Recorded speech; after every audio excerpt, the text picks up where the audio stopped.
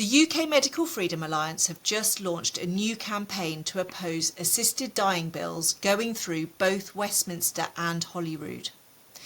These bills seek to enable terminally ill adults to get help from doctors to kill themselves, known as assisted dying or assisted suicide.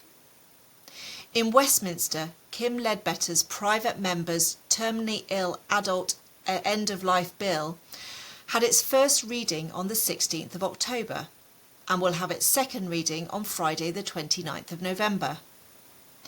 Ian MacArthur put forward a similar assisted dying for terminally ill adults Scotland bill in the Scottish Parliament in March, which is currently being examined by the lead committee.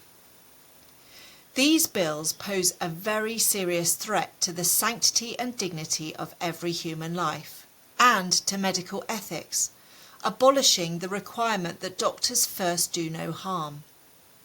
There would be a fundamental change in the relationship between the state and the individual, and between a doctor and their patient. The crossing of an ethical Rubicon, which would be very difficult to reverse. No longer could an individual assume that the state or their doctor will act in their best interests. Instead, death would be recognised as a legitimate treatment for suffering. Doctor-assisted dying denies the intrinsic value of human life. It is dehumanising and will dehumanise us all, cheapening life and normalising killing. The state exists to protect the lives of its citizens, not to facilitate the ending of their lives. Whatever safeguards are built in, it will inevitably be a slippery slope, as eligibility criteria widen, as we have seen in other countries such as Canada, Oregon, the Netherlands and Belgium. The incentive to improve and provide good palliative care for all would be gone.